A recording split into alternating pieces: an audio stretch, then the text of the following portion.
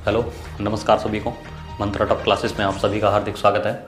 और जैसा कि आज का टॉपिक है कोविड-19, उस पर चर्चा करेंगे हम लोग। लेकिन उससे पहले हमने आखिरकार इस टॉपिक को उठाया क्यों?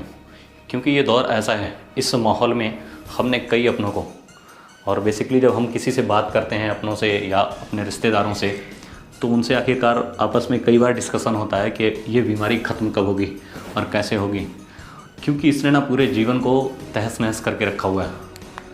तो उसी स्तर पे अगर हम एक शब्दों में ये भी कह सकते हैं, दूसरे शब्दों में, कि हमने इस माहौल में इन दिनों में 2020 यानी 2019 अक्टूबर से लेकर के और ये 2021 का सफ़र चल रहा है, इस बीच में हमने कई अपने दोस्तों को और कई अपने सगे संबंधियों को, मतलब कि चाह कर भी उनकी हम मदद नहीं कर पा रहे हैं, चाह कर भी मदद नहीं कर पा रहे हैं, और उनको हमने खोते हुए देखा है कैसे वो उस बीच में तड़पे हैं कोविड से। मतलब एक इंसान को आप सोचिए, वो एक साफ़ हवा ऑक्सीजन के लिए, और हमारा सिस्टम कहाँ तक फेलियर है, हमारी गवर्नमेंट का जो सिस्टम है वो कहाँ तक फेलियर है कि हमें एक साफ़ हवा यानी ऑक्सीजन के लिए आदमी अपनी दम तोड़ रहा है, ऑक्सीजन उसको नहीं मिल पा रहा है समय पे, वहाँ से इंसान गिरता संभलता जैसे तैसे हमने देखा है कई बार भी लोगों को, आपने भी देखा हुआ। चाह कर भी आप लोग मदद नहीं कर पा रहे होंगे, चाह कर भी आप लोग हेल्प नहीं कर पा रहे होंगे उन लोगों की, क्योंकि बीमारी ही ऐसी है, बीमारी ही ऐसी है।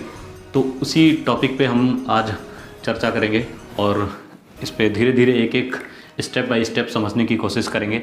वैसे मैंने कोई इसमें डॉक्टरेट नहीं किया है, ना ही मैंने पीएचडी कर रखी है कि मैंने एमबीबीएस या बीएचएमएस कुछ भी कर रखा हो, लेकिन फिर भी जो किताबों का और आजकल ऑनलाइन रिसोर्सेज बहुत सारे होते हैं, WHO की साइट्स हैं, उन पे भी आप डाल के देखना, तो आपको कोविड-19 के बारे में या किसी भी बीमारी के बारे में आप पढ़ना चाहते हैं तो WHO एक वेब साइट है, आप उसको फॉलो कर सकते हैं, देख सकते हैं। उसमें से कई सारे स्ट्रक्चर के माध्यम से किसी भी बीमारी को समझा जा सकता है। तो मैंने भी उसी तरीके से यहाँ पे किया है कि ऑनलाइन रिसोर्सेज और कई सारी बुक्स का जो यहाँ पर रिसोर्स है, उसके माध्यम से हमने आप सबको कोविड-19 से जोड़ने की कोशिश करेंगे और देखेंगे उसमें किस किस प्रकार से ये बीमारी आगे बढ़ी है और आखिरकार इसके टर्म्स क्या हैं। अगर हम देखते हैं, सबसे पहले हम अब चर्चा को शुरू करते हैं, तो सबसे बड़ा तो पॉइंट यही है कि आखिरकार कोविड आने का रीज़न क्या है। और जो कोविड आने का रीज़न हम देखते हैं सबसे बड़ा, जैसे कि सबसे पहले तो अगर बात करें कि कोविड, आप देख रहे होंगे यहाँ पे दो word, pandemic and infodemic. Pandemic and infodemic, ये जो शब्द है इसका मतलब होता है महामारी, महामारी। और महामारी जब भी बनती है जब ये एक वैश्विक स्तर पर एक बड़ा रूप धारण कर लेती है, आउट ऑफ कंट्रोल हो जाती है, तभी ये महामारी बनती है। और ये आप देख रहे होंगे एक इन्फोडेमिक, ये WHO के शब्द हैं, ये WHO के ही वर्ड हैं।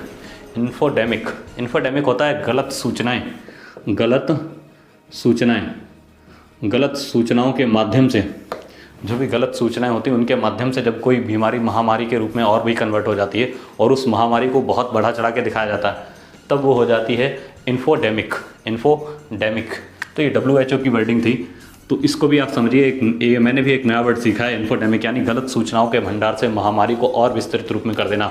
और ये जो गलत सूचनाएं होती हैं इन्फोडेमिक, वो होती कैसे? क्योंकि आप सभी जानते हैं कि आजकल सभी के हाथ में फेसबुक विश्वविद्यालय और व्हाट्सअप विश्वविद्यालय तो हाथ में ही रहता है, बिल्कुल से। देखिए आप यहाँ पे, जैसे कि हमने सपोज करते हैं यहाँ पे एक मैसेज आया किसी के पास में, एक हमने कह दिया व्हाट्सअप मैसेज आया किसी के पास में, बोले ये इस प्रकार की बीमारी है और कोरोना कैसे भी ठीक हो रहा है, इसके कोविड को ठीक करने के उपाय बताते हैं। कहीं कोई कहता है कि प्याज रख लो, नींबू का रस डालो नाक में, कहीं कुछ डालिए। तो ये सूचनाएं जो होती हैं धीरे धीरे आगे बढ़ती हैं अफवाहों के रूप में, ये स्ट्रक्चर के रूप में हम मानते हैं। यहाँ पे आया है ग्रुप से, और ग्रुप में क्या हुआ, इसने इसको दिया, इसने इसको दिया और इसने इसको दिया। अब यहाँ इन तीन के पास में, इन दो व्यक्तियों के पास में पहुँचा, इससे 3 व्यक्ति जुड़े थे, जिसमें से एक व्यक्ति ऐसा था जो पढ़ा लिखा था, या जिसने सोचा कि ऑथेंटिक न्यूज़ नहीं है, ऑथेंटिक न्यूज़ नहीं है, यानी इसकी कोई पुष्टि नहीं है, तो हम इसको आगे फॉरवर्ड नहीं करेंगे। ठीक सेम इसी प्रकार से इसने यहाँ सोचा कि हम भी आगे नहीं फॉरवर्ड करेंगे, लेकिन जो ये व्यक्ति थे इन्होंने क्या किया, इसको आगे फॉरवर्ड कर दिया। और इन्होंने भी बिना पढ़े लिखे, मतलब कि बस ऐसे ही विदाउट एनी जो ऑथेंटिफिकेशन होता है उसके आगे फॉरवर्ड करते चले गए। और जब ये धीरे धीरे आगे बढ़ते चले जाते हैं तो ये एक विशाल रूप धारण कर लेती हैं, एक महामारी से भी बड़ा रूप, महामारी का रूप धारण कर लेती है। इसी को हम कहते हैं इन्फोडेमिक। तो इसमें भी इसका बहुत बड़ा रोल रहा है कि कहीं ना कहीं कोविड जब आया, कोविड हमारे सबके लिए नया नया था एक, और इसके लिए ना ही हमारे अंदर जो एंटीजन एंटीबॉडीज होती हैं किसी भी प्रकार की डेवलप नहीं थी किसी की बॉडी के अंदर। तो ये नई नई बीमारी से हम लोगों को लड़ने की जो प्रतिरोधात्मक क्षमता थी वो कहीं ना कहीं इतनी स्ट्रांग नहीं थी, या बिल्कुल कतई नहीं थी, एक तरीके से ये कह सकते हैं किसी भी लेवल पे नहीं थी। तो वहाँ से एक अफवाहों के रूप में कहीं हल्दी का रस पियो, कहीं कुछ करो, कहीं अदरक निचोड़ो, कहीं नमक पानी गरारे करो, हाँ इनसे आप राहत ले सकते हैं। लेकिन आप ये कह दें कि बिल्कुल ही ख़त्म हो रही है नींबू का रस डालने से, कल ही आप देखिए, आप कुछ न्यूज़पेपर्स में था कि उसमें व्हाट्सएप पे मैं देख रहा था कि नींबू का रस डालने से नाक में बिल्कुल ये कोविड ख़त्म हो जाता है। और महाशय को फिर अगले दिन गवर्नमेंट सज़ा भी देती है क्योंकि उसका प्रयोग किसी एक व्यक्ति ने कर लिया और उसकी बेचारी की डेथ हो जाती है। तो इन गलत अफवाहों से बचें, इन गलत अफवाहों से बचें। कोई भी उपाय नहीं है इसके लिए, सिर्फ एक ही दो उपाय हैं कि आप सोशल डिस्टेंसिंग को मैनेज करिए, आप जितना हो सके लोगों से दूरियां बना के रखें, एक दो मास्क जैसे भी हो आप अपने आप को सुरक्षित रखें, होम आइसोलेशन जिसको बोलते हैं। इस दौर में आप जितना दूर रखेंगे उतना ही ठीक रहेगा आपके लिए, क्योंकि ये चीज़ें जो होती हैं बहुत ही ख़तरनाक, ये बीमारी इतनी इस चपेट में अच्छे ढेर हुए हैं और तुम्हारे कुछ भी करने की इच्छा होने के बावजूद भी तुम कुछ नहीं कर पा रहे होगे, इस प्रकार की बीमारी है। तो सबसे बेस्ट तरीका यही, ये WHO का स्ट्रक्चर था, इसके माध्यम से हमने इन्फोडेमिक की अभी डेफिनेशन तो मैं बताई कि आखिरकार ये होता कैसा। एक गलत सूचनाओं का भंडार था एक तरीके से, किसी के पास में सूचना जाती है 1 से 2, 2 के पास में, फिर 2 से 3 के पास में गई, 3 में से 1 ने रोक लिया और फिर दो ने उसको 10 के पास फॉरवर्ड किया, जिसमें से 3 ने रोका, फिर 7 ने फॉरवर्ड कर दिया। तो इस तरीके से पूरी एक इन्फोडेमिक का रूप ले लेती है और ये पैंडेमिक एक महामारी होती है। इसको अभी हम डिस्कस करेंगे इसके बाद में। जो सबसे बड़ा रोल होता है गैर जिम्मेदारी से कोविड के डर का सफ़र, आखिरकार ये कैसे रहा। सबसे पहले जो चर्चा उठी थी सबसे पहले कोविड-19 से रिलेटेड, जब इसके बारे में बोला गया कि ये एक वैश्विक षड्यंत्र है, डॉक्टर्स लोग भी नहीं समझ पाए इतनी जल्दी।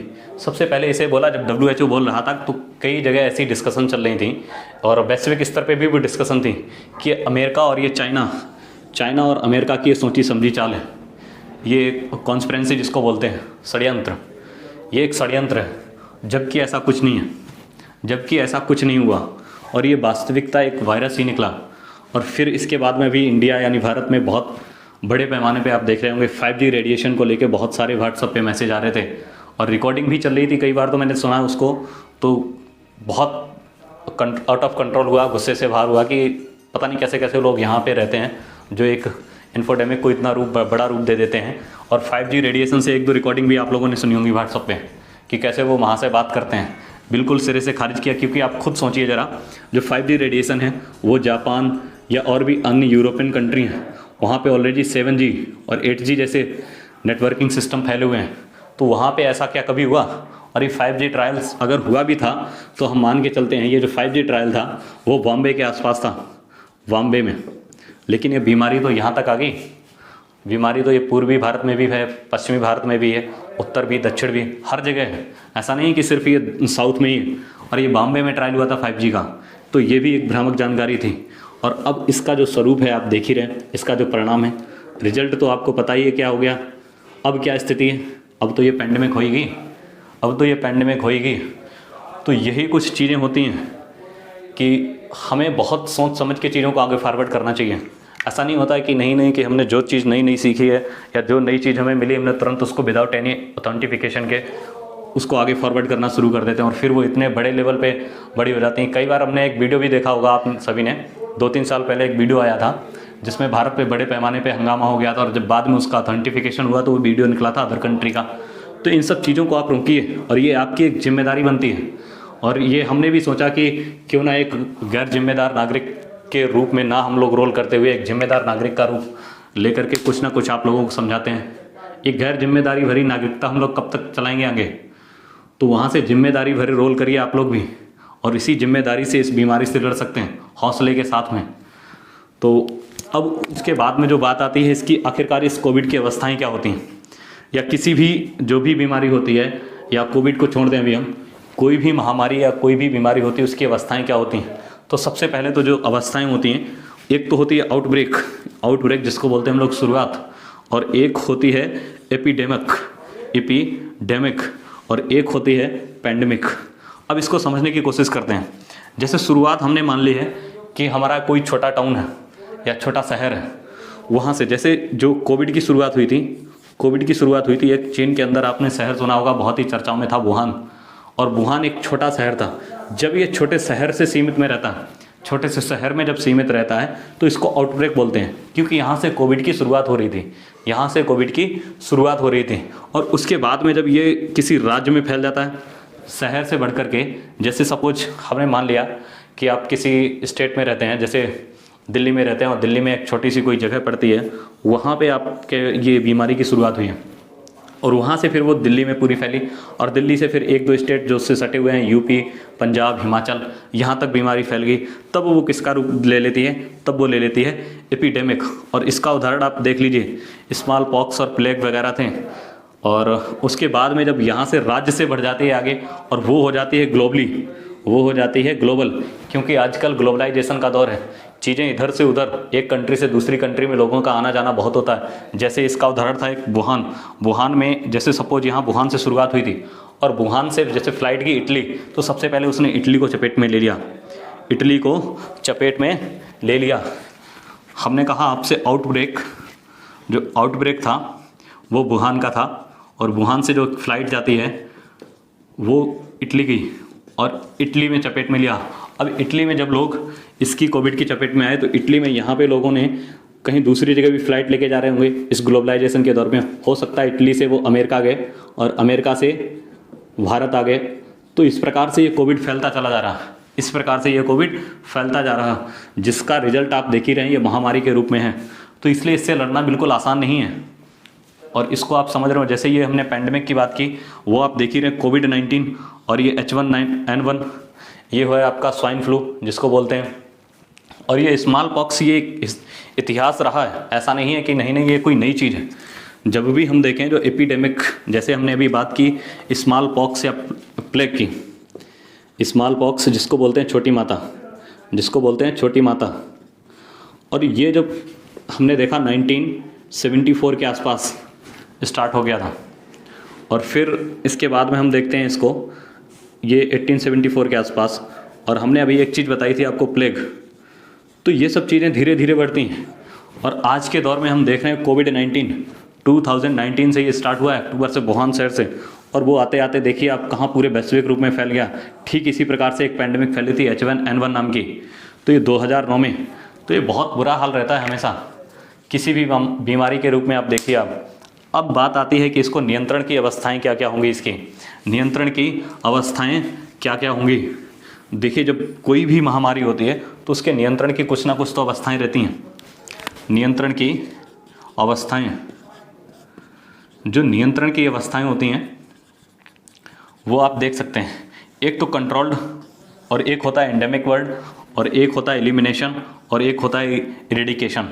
ये WHO की साइट पे मिलेंगे आपको, देख लेना आप खुद ही। जब भी कोई कंट्रोल्ड बीमारी या महामारी की हम बात करते हैं, नियंत्रण की अवस्थाएं होंगी, उसमें सबसे पहले तो होता है एक कंट्रोल्ड, यानी कि लिमिटेड है वो। जैसे कि टीबी एक महामारी तो है, लेकिन ये नहीं है कि उसके लिए हमारा इंफ्रास्ट्रक्चर जो हमारे पास में उसके लिए सुविधाएं हैं, मेडिकल टीम है, वो पर्याप्त नहीं है। मेडिकल टीम भी यानी कि जो हमारे पास में है वो मेडिकल सुविधाएं भी कहीं गुना ज़्यादा हैं, इससे केसेस से कई ज़्यादा गुना हमारे पास में मेडिकल स्टाफ है और उसकी बहुत ही बढ़िया सुविधाएं हैं। तो ये एक लिमिटेड रूप में है। ऐसा नहीं है कि टीबी हम पास में बैठ गए तो टीबी ने हड़कंप मचा दिया हो पूरे वैश्विक स्तर पे कि टीबी इतनी बड़ी बीमारी बन गई है, उससे लोग बाग मर रहे हैं, तड़प रहे हैं, ऐसा नहीं है।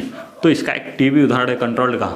और इसके बाद में जो होती है एक एंडेमिक, और एंडेमिक का मतलब होता है स्वीकारात्मक, यानी कि जैसे अभी दिल्ली में स्टेटमेंट दिया था दिल्ली के उपराज्यपाल ने कि जो कोविड है वो दिल्ली में अब कहीं ना कहीं स्वीकार्य है, यानी बड़े पैमाने पे नहीं था लेकिन हम स्वीकार कर रहे थे उसको कि है कोविड।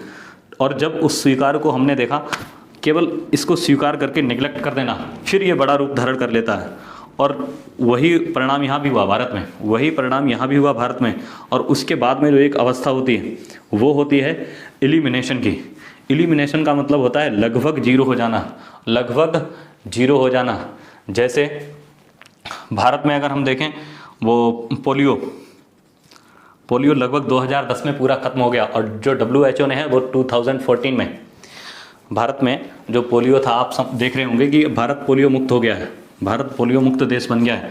और ये जो पहल थी पोलियो की वो 2010 में भारत ने अपने आप को डिक्लेयर कर दिया था, लेकिन WHO के द्वारा 2014 में बोला गया कि भारत पोलियो मुक्त है। तो इसी प्रकार से एक ये अवस्था होती है नियंत्रण करने की, एलिमिनेशन यानी लगभग जीरो। और ये पोलियो कंट्रोल कैसे हुआ था? ये वैक्सीन ही थी लगभग में, लेकिन इसके लेने का जो माध्यम था वो हमारा ड्रॉप था, ड्रॉपर, बूंद के रूप में लिया जाता था ना। इसी तरीके से पोलियो को ड्रॉपर से यानी हमने कंट्रोल किया वैक्सीनाइजेशन से ही। और ठीक एक जो लास्ट सिचुएशन बनती है इरेडिकेशन की, और लगभग जब इरेडिकेशन की जब सिचुएशंस बनती है तब वो होती है लगभग जीरो हो जानी, यानी एक ग्लोबल रूप में, ग्लोबली जब जीरो हो जाए, ग्लोबली जीरो हो जाए, यानी कि बिल्कुल ख़त्म विश्व से। जैसे छोटी माता है, छोटी माता, अगर हम देखते हैं जो छोटी चेचक जिसको बोलते हैं ना, वो 1897 में आप देखिए एक महान वैज्ञानिक हुए थे, एडवर्ड जेनर। और उन्होंने जब इसकी वैक्सीन बनाई थी तो इसको ख़त्म होने में लगभग 100 साल लग गए थे। 100 साल पूरा ख़त्म होने में लग गए थे। तब जाकर के कहीं 1974 के आसपास ये बोला गया था कि हाँ, इस जो स्मॉल पॉक्स है वो कहीं पैमाने में बिल्कुल कम हो चुके हैं। और धीरे धीरे आज के केसेस तो बिल्कुल ही जीरो हो गए हैं, ऐसा WHO का मानना है। लेकिन यहाँ इंडिया में अभी भी मौसम के अनुसार हो जाती है कभी कभी किसी को, लेकिन WHO ने कह दिया है कि जो स्मॉल पॉक्स है वो ग्लोबली पूरी लगभग ख़त्म हो चुकी है। तो इसी प्रकार से कोविड भी है। जब आप ये देख रहे होंगे कि जो स्मॉल पॉक्स थी, आप अभी भी कई जगह, कई गांव में जो भी विलेज पड़ते होंगे आपके आसपास, और कई लोगों को आप देखते होंगे उनके चेहरे पे गड्ढे टाइप के होते हैं। बहुत घातक होती थी ये भी, और कई लोगों को अपने चपेट में ले जाके मृत्यु तक यानी डेथ होती थी। डेथ रेट उसका भी बहुत हाई था। तो हम ये कह सकते हैं जैसे 1918 में जो कोविड, ये कोई नई बीमारी नहीं है, ये पहले से ही है। और ये महामारियों का हमेशा दौर रहा है, ये इतिहास रहा है भारत का, और पूरे वैश्विक स्तर पर इतिहास रहा है। 1918 में आप देख रहे होंगे, एक 1918 में स्पेनिश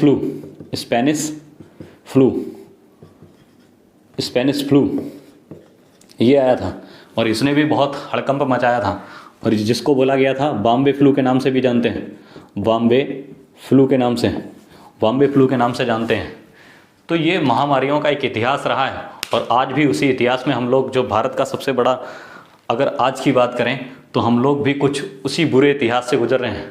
हम लोग भी उस बुरे इतिहास से गुजर रहे हैं, क्योंकि लोगों को ऑक्सीजन नहीं मिल रही है, हमारा सिस्टम इतना फेल है कि हम कुछ कर नहीं पा रहे हैं। तो ये सब चीज़ें, इनके प्रति हम लोगों को इतनी ज़्यादा सावधानी बरतनी है, बहुत ज़्यादा सावधानी रखनी होगी, और तभी हम इसको कर सकते हैं कंट्रोल के रूप में। और अब जो लास्ट में टॉपिक आता है कि इसको ख़त्म कैसे करें। ये नियंत्रण की अवस्थाएँ थी कि आखिरकार जो कंट्रोल होगी, एंडेमिक हो यानी स्वीकार होगी कि हाँ लगभग में ख़त्म होने वाली है, लेकिन है। और फिर इसके बाद एलिमिनेशन यानी लगभग जीरो हो चुकी है किसी देश में, और जो इरेडिकेशन होता है वो लगभग ग्लोबली जीरो हो जाता है। तो इस प्रकार की चीज़ें हैं। अब टॉपिक आता है इसको ख़त्म कैसे करें। और यहाँ से एक बात ये भी होती है कि जैसे हमने भी बताया आपको, स्मॉल पॉक्स ख़त्म होने में लगभग 100 ईयर लग गए। तो ये कोई भी महामारी होती है, अब ये मान के चलिए आप, जो ये समय चल रहा है ये समय लगभग में चलता ही रहेगा, और मिनिमम कम से कम 50 ईयर। हाँ, ये हो सकता है कि केसेस दिन पे दिन कम होंगे, लेकिन इस प्रकार से भी हमारे पास में जो इंफ्रास्ट्रक्चर है वो इस प्रकार का नहीं है कि एकदम से इसको 2024 या 2025 तक हम अपनी वैसी ही लाइफ जी लें।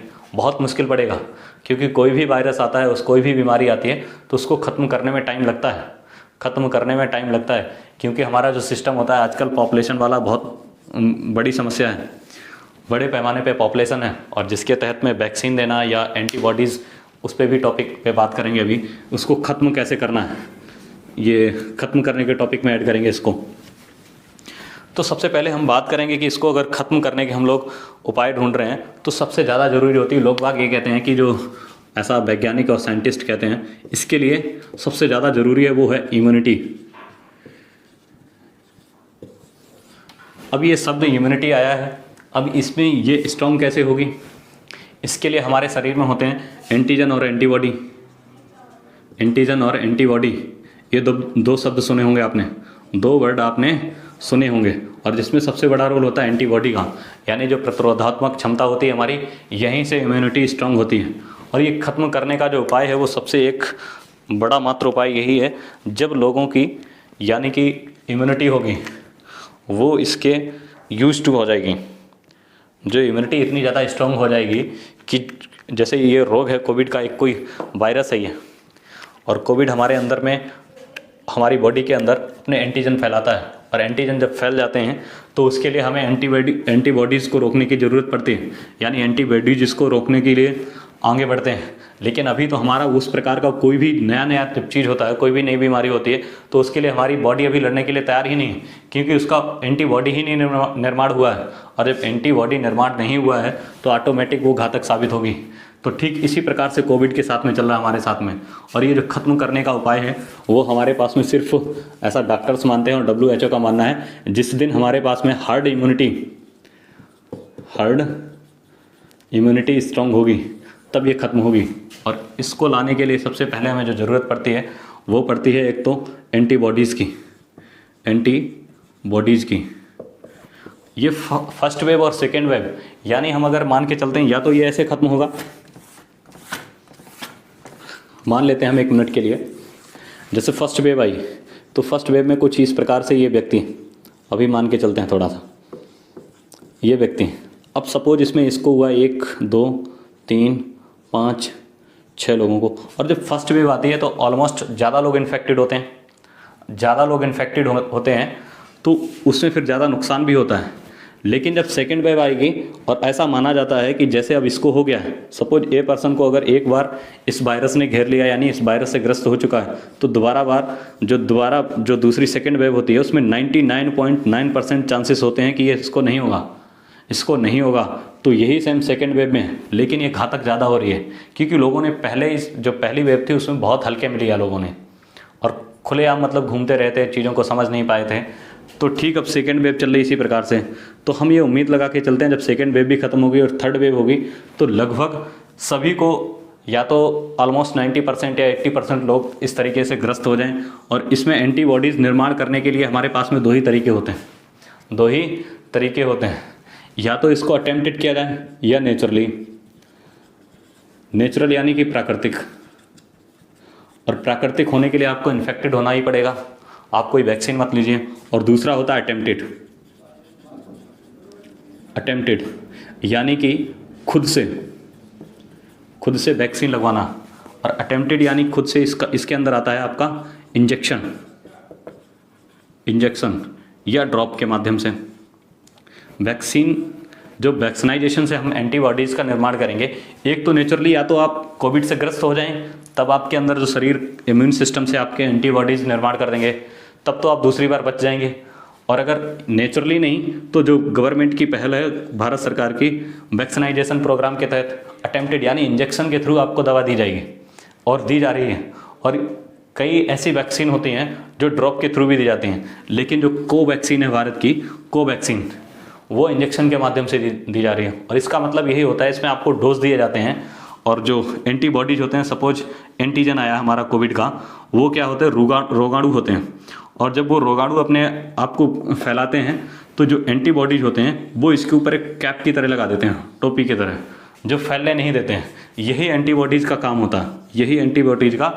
होता है। और जैसे ही भारत सरकार ये अटेम्प्टेड यानी कर रही है खुद से, अब ये मर्जी आपके, आप या प्राकृतिक रूप से होना चाहेंगे, क्योंकि इसमें तो रिस्क भी है।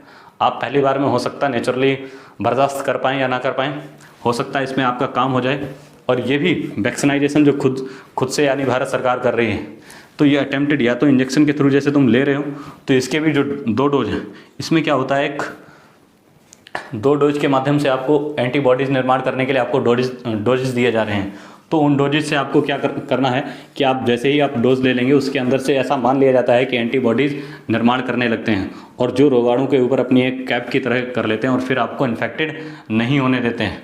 तो हार्ड इम्यूनिटी आने के लिए जो टाइम है हमारे पास में, भारत में कम से कम, अगर हम इसकी बात करें, भारत में हार्ड इम्यूनिटी होगी कैसे, यही 2 तरीके थे। हार्ड इम्यूनिटी के लिए यही 2 तरीके हैं, या तो आप नेचुरली जाएं या फिर वैक्सीनाइजेशन प्रोग्राम के तहत एंटीबॉडीज़ यानी अटेम्प्टेड करें। और जिस दिन इसको, यानी कि अगर हम देखते हैं जो भारत में जनसंख्या है लगभग में 1,40,00,000 के आसपास अब तो होगी, 1,40,00,000 करोड़ के आसपास। तो भारत के पास में जो इंफ्रास्ट्रक्चर है वो इस लेवल का नहीं है कि इस प्रोग्राम को, वैक्सीनाइजेशन प्रोग्राम को जल्द से जल्द यानी कि दिसंबर एंड तक ख़त्म कर दें। इस स्थिति में नहीं है, ना ही इस स्थिति में हमारा मेडिकल स्टाफ है, क्योंकि 0 से 18 वर्ष तक का तो प्रोग्राम शुरू है और अभी 18 से लेकर के 45 और 45 से लेकर के 45 से प्लस वाले वही काफ़ी छूटे हैं। तो इसको होते होते लगभग में अगस्त 2022 हम मान के चलते हैं, अगस्त 2022 या अक्टूबर 2022, अगस्त सितंबर अक्टूबर 2022, यहाँ तक चीज़ें लगभग में ये हम मान सकते हैं कि 0 से 18 वर्ष तक के भी वैक्सीनाइजेशन हो जाएंगे। मतलब एक तरीके से सब लोग वैक्सीन ले लेंगे और जब ये वैक्सीन हो जाएगी तो सबकी बॉडी में एंटीबॉडीज़ निर्माण कर लेंगे और जब ये कोविड की लहर होगी फिर कभी जो कोविड होगा तो ये कंट्रोल्ड में आ जाएगा, यानी कि नियंत्रण की स्थिति में होगा। जैसे ही सारी जनसंख्या वैक्सीनाइजेशन, आप इसराइल को उदाहरण लीजिए, एक कितना अच्छा देश बना। इसराइल को आप देखिए, फिर अब फ्रीली घूम रहा है क्योंकि वहाँ पे ऑलमोस्ट 99.9% लोगों ने वैक्सीन ले ली है, यानी कि उसने अपने आप को कोविड फ्री बोल दिया है। और वो लोग खुलेआम पार्टी भी कर रहे हैं, उन्होंने बोल दिया है कि अब हमें कोविड होगा ही नहीं क्योंकि उन्होंने वैक्सीनाइजेशन के तहत सभी लोगों ने वैक्सीन ले ली है। तो कुछ इसी तरीके के काम हम लोगों को भी करने चाहिए, गवर्नमेंट का साथ देना चाहिए यहाँ पे। हाँ, हम ये मानते हैं कि आखिरकार ये आया कैसा, इसमें भी ना ही हम किसी पार्टी के आदमी, ना ही कुछ हमारा कोई पॉलिटिकल लेना देना नहीं है। तो जो फिलहाल में अच्छा काम है वैक्सीनाइजेशन, इसको सपोर्ट आप देख सकते हैं अपने नज़रिए से। और फिलहाल बचने के यही 2-3 तरीके हैं और कोई तरीका भी नहीं है अब। तो इसलिए हम अगर बात करें अब गवर्नमेंट की, इसमें गवर्नमेंट का रोल क्या है, तो बिल्कुल क्रिटिसाइज करेंगे यहाँ पे गवर्नमेंट को, क्योंकि आखिरकार क्या ज़रूरत पड़ गई थी ऐसी भी, आखिरकार ज़रूरत क्या पड़ गई थी अभी इस बीमारी में, कोविड में। आप 9th और 10th 12th इनकी बोर्ड परीक्षाएं आप आगे बढ़ा देते हैं, जितने भी एग्ज़ाम्स होते हैं इनको आप पोस्टपोन कर रहे हैं, इनको आप पोस्टपोन कर रहे हैं। और जबकि एक ग्रामीण स्तर के चुनाव, हंसी आती है कभी कभी कि आप स्टेट लेवल पे भी आप काम कर रहे हैं, जिसमें अभी 4 स्टेट में हुआ। अभी आपने देखा होगा वेस्ट बंगाल था एक, वेस्ट बंगाल, असम और केरल और पुडुचेरी, यहाँ पे चुनाव आप करवा रहे हैं स्टेट लेवल पे। और चुनाव में मतलब कि जो 50% 55% लोग ऑलरेडी इन्फेक्टेड थे, और ऐसे में आप इलेक्शन कमीशन को बोलते हैं कि चुनाव करवाइए। तो सुप्रीम कोर्ट ने उसका जो भुगतान करने को बोला है, कि सुप्रीम कोर्ट ने बोल भी दिया है सीधे कि जो इसको फैलाने की सबसे बड़ी जिम्मेदारी जाती है वो इलेक्शन कमीशन और हमारे जो माननीय मोदी जी PM साहब, उनकी भी कहीं ना कहीं बहुत बड़ी जिम्मेदारी बनती थी। लेकिन वो हमारे देश की सबसे बड़ी विडंबना क्या है पता, वेस्ट बंगाल, असम, केरल, पुडुचेरी, हर जगह PM रैली कर रहे थे। इससे बड़ी विडंबना क्या हो सकती है। आप पढ़ाई को पीछे छोड़ते हैं और इस चीज़ को, यानी कि ग्रामीण स्तर से आखिरकार क्या ऐसी लीडरशिप की ज़रूरत पड़ गई थी इस बीच में कि लीडरशिप के बिना हमारे देश का गर्द हुआ जा रहा था, बिल्कुल से अंदर गड्ढे में जा रहे थे। आप तो PM की गद्दी पे बैठे थे, आप तो कम से कम शांति से बैठते। ज़रूरत क्या थी इन चुनावों की। आप ग्रामीण स्तर पर प्रधान के चुनाव करवा रहे हैं, ग्रामीण स्तर पे आप प्रधान के चुनाव करा रहे हैं, और उस प्रधानी के चुनाव से क्या ये इंपॉर्टेंट था? ये इंपॉर्टेंट नहीं थे। आपके 10th 12th के एग्जाम इंपॉर्टेंट नहीं थे। और जहाँ पे लोगों ने, और जो ग्रामीण प्रधान चुनाव है, बहुत से ऐसे प्रधान होते हैं आप देखते होंगे, जो कई जगह गांव में लोग दिल्ली, गुजरात, अहमदाबाद, सूरत, राजस्थान, बहुत सी जगह बाहर जॉब करते हैं, लेकिन यहाँ के लोकल प्रधानों ने क्या किया होगा, उनको रुपए देके फ्लाइट से या ट्रेन से बुलाया होगा, और जो ऑलरेडी उनके अंदर 0.5% चांस हो सकते हैं कि हाँ वो इन्फेक्टेड हों कोविड से पहले से, और यहाँ मिले आके वोटिंग की, उन्होंने कितने लोगों को इन्फेक्टेड किया। यही नतीजा है कि हम अपनों को खोते हुए देख रहे हैं। तो इस सरकार ने बिल्कुल क्रिटिसाइज वाला काम किया है। बिल्कुल 1% आप इसकी मतलब सरकार को अप्रिशिएट नहीं कर सकते हैं। आखिरकार क्या लीडरशिप की ज़रूरत थी आपको? आप बंगाल में जा रहे हैं, चुनावी रैलियां कर रहे हैं, असम, केरल, पुडुचेरी, हर जगह आप ये मतलब क्या सिस्टम बना के रखा है आप लोगों ने, इस पर सोचना चाहिए। और ये जिम्मेदारी के तौर पे हम लोगों को भी आगे बढ़ना चाहिए, इस सरकार से बोलना चाहिए। आप इसका उदाहरण देखिए, आप PM जी रैली कर रहे हैं, जबकि एक आपको छोटा सा उदाहरण देते हैं। नॉर्वे एक कंट्री है, यूरोपियन कंट्री, और नॉर्वे कंट्री में कोविड के दौरान जो नॉर्वे के PM थी, एक लेडीज़ हैं, और उन्होंने पता वहाँ पे जो रूल बना रखा था सुप्रीम कोर्ट ने कि आप किसी भी जगह पे, किसी भी पार्टी में 10 लोग से ज़्यादा नहीं बुला सकते हैं। और नॉर्वे के PM ने एक बर्थडे पार्टी अरेंज की थी, और उसमें 10 से केवल 10 लोगों की व्यवस्था की गई थी, और 10 से +3 हो गए थे, केवल +3, यानी कि 13 लोग आ गए थे, केवल 3 लोग ज़्यादा। और उस समय जो नॉर्वे का जो प्रोटोकॉल्स फॉलो करने के लिए जो हमारा कार्यपालिका होती है, एग्जीक्यूटिव होती है, जो पुलिस होती है, उसने पीएम को ऑन स्पॉट यानी कि जो ग्राउंड था वहीं पे उनको गिरफ्तार किया और बोले उनसे फ़ाइन करवाया लगभग 1,40,000 रुपये के आसपास भारतीय रुपए में अगर देखते हैं। तो उन्होंने ये भी बोला था कि सिर्फ 3 लोग ज़्यादा और इतना फ़ाइन, यानी कि आप पीएम होके आप बर्थडे पार्टी अरेंज कर रहे हो और यहाँ के पीएम फ्रीली चुनाव रैली करते हैं। ये भी एक विडंबना है, जबकि यहाँ देश के सिस्टम और सरकार सीधे बोलती भी है, सुप्रीम कोर्ट भी बोलता है कि ये फ़ाइन हम कहीं अगर किसी आम आदमी ने किया होता तो हम उससे छोड़ देते, ये फ़ाइन भी नहीं लेते, लेकिन आप देश के पीएम हैं, इस वजह से आपसे ये फ़ाइन ले रहे हैं। तो इस तरीके का सिस्टम चाहिए हमें, इस तरीके का सिस्टम नहीं चाहिए कि हम पढ़ाई को पीछे छोड़ के चुनाव रैलियाँ करें। अरे ग्रामीण से हमारा कौन सा विकास हो रहा था, और ये हम लोग भी अच्छे से सच्चाई जानते हैं कि आखिरकार जो ग्राम प्रधान होते हैं वो कितना बड़ा विकास करते हैं और कितना बड़ा विकास हो गया है। देश के पीएम साहब से यही रिक्वेस्ट थी उस टाइम भी, लोगों ने जिम्मेदारियां नहीं निभाई, और अगर ये चीज़ करते तो शायद रुक जाती, शायद कोविड रुक जाता। तो फिलहाल हम लोगों को जोर देना पड़ेगा हार्ड इम्यूनिटी पे। और फिर इन्हीं सब बातों के साथ में उम्मीद करते हैं आपको ये मेरी सेगमेंट और सीरीज ये पसंद आई होगी, और इस जानकारी के साथ में आप सभी से हम विदा लेते हैं और मिलते हैं फिर अगले वीडियो में। तब तक के लिए थैंक यू, बाय बाय।